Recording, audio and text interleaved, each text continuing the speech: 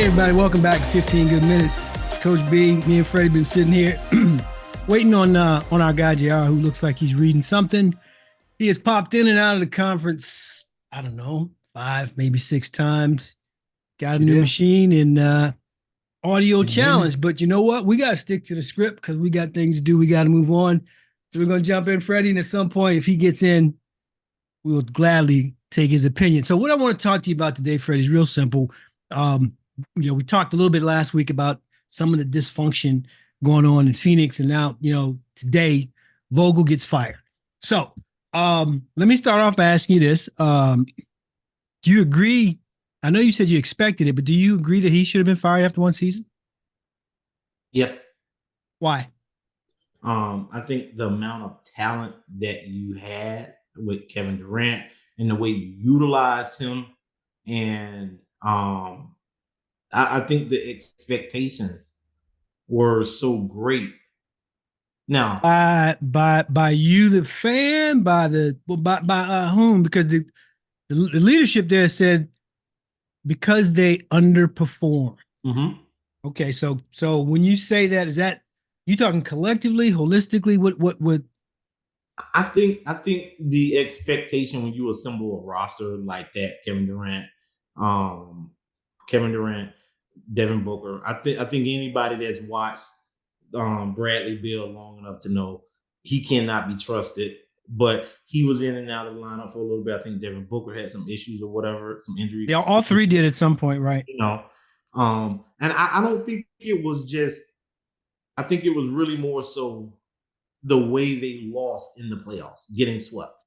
I think that was, I think that was why he deserved to be fired, because he got swept. Let me ask you this then: what you've coached? Neither one of us have coached at that level, but what could he have done differently to that would, in your eyes, at least given him a second season? What? So for you, Vogel could have did what and still had his job? I think he could have identified who the offense is going to run through. Oh shit! Hey, I heard him. Look at that. He can't hear us though. So okay, so who the offense? Right. I think he could, because it was really a lot of times it was unclear like who was the focal point in certain situations. Was it Devin Booker?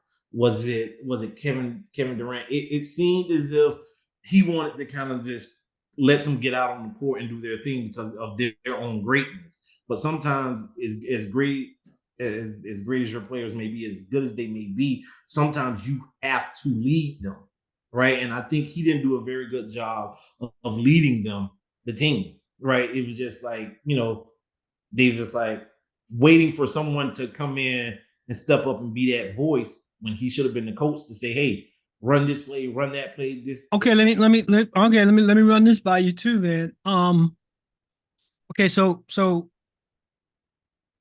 even if he does it, you're saying that in 1 year with a new squad, he should be able to make that kind of a pivot. I mean, the last year, my man is in Detroit, got to the Western semis, lost, got fired.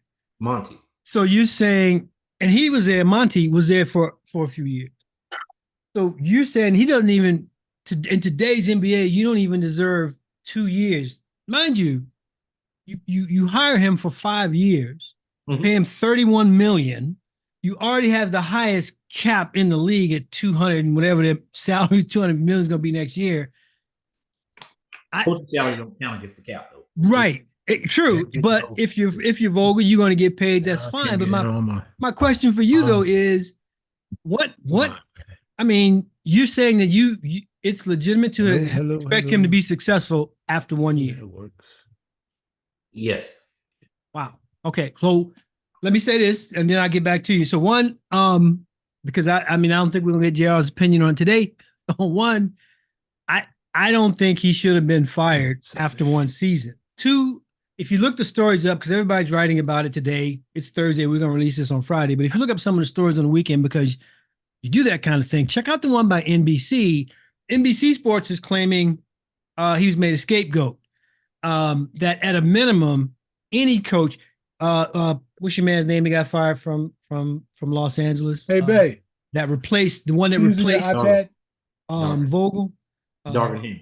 Correct. He got 2 seasons, right? The NBC is saying, and I agree with them, 1 season is not enough. And I also feel like, and jump in here if you think I'm wrong. I mean, I just feel like everybody can win a championship, number one. Number two, I really felt, and we talked about this a little bit last week, man, I really felt like Phoenix went all in, to your point, on what that roster was going to be like, right? We talked about last week, you may not have needed 3, but you wouldn't got all 3. You mortgaged the farm. You got nothing. You got no depth. And health is a questionable thing. The probability that they would have been successful when we talked about it was anyway. I don't know. And I'll pivot back to you with this. I don't know that anybody could do anything in 1 year. Having said that, they're eyeballing, is it Budenholzer? Same guy the Lakers were, But to my point, though, Budenholzer won a championship with Milwaukee and gets bounced. And he had a good thing going, and Milwaukee hasn't been right since he left. What do you expect Mike to do? And if they don't get any further next year with 3 people that are older than they are right now, does Budenholzer get fired after 1 season, in your opinion? I think there'll be, if he's their guy, I think he presents a level of sternness, proven sternness that Frank Vogel doesn't possess. Budenholzer, however you say his name, if you look at it from Budenholzer, I still to this day don't know why he got fired. I don't either. I thought everything was working there. That's why I was going, Freddie, is like, I think, I was going to say it's a subculture, but hell, I'll just call it a culture now, where it's like, the ownership gets to define what success is. And if you don't meet whatever that definition is, you're gone. I guarantee you the probability that they told Vogel, listen, championship or bust for you, because then it would, I don't think he would have taken the deal. Again, works out for him, but is that the new NBA in your opinion, right? Like, if you one of these prominent programs, you don't get any time to even develop your team. And here's the thing, he did not have a losing season. You got 3 cats that haven't played together before, and he's not given more than 1 season to even work with that. That's pretty strict, man. I don't think he got fired because he didn't win the chip. I don't think. I agree. They said overall they felt that the team underperformed, and they felt that he could have got them to perform at a higher level. I don't know. I think, to me, the nail in the coffin for that team was Bradley Beal, the addition of Bradley Beal. With what you gave up in compensation to get Kevin Durant, what you gave up in compensation to get, now you can't get anything else. I don't even know if they have draft picks for the next 5 or 6 years. But to your point, right, you don't. And so I'm saying is, how is that the coach's fault? It's not the coach. That's what I'm saying. I'm wondering, did he advocate for Bradley Beal? I don't know. I think with Frank Vogel, I think he comes across as a very laid back guy. I think so. I would agree with that. I don't think he's as assertive as certain coaches. Like, even so you think Budenholzer coming in, he coming in hitting the ground running because his ownership just showed him kind of what he's all about, right? Yeah. I mean, and guess what? If you Budenholzer, guess what? I wish you would fire me after a year. As long as you keep that check coming. That's what I'm thinking Vogel's saying too. And here's my thing, Freddie. And I'll end it with this, man. I don't know when we reach the point where the expectations, man, are so short. The Vogel won in what, 21, whatever the bubble thing was, right? Got fired. You and I have some theories about, the whole coaching thing in LA. I just didn't think that we'd ever get to the point where you had a team 1 year, and I guess it's true, because what's the dude's name that replaced Odenheiser? he ain't make it through the year.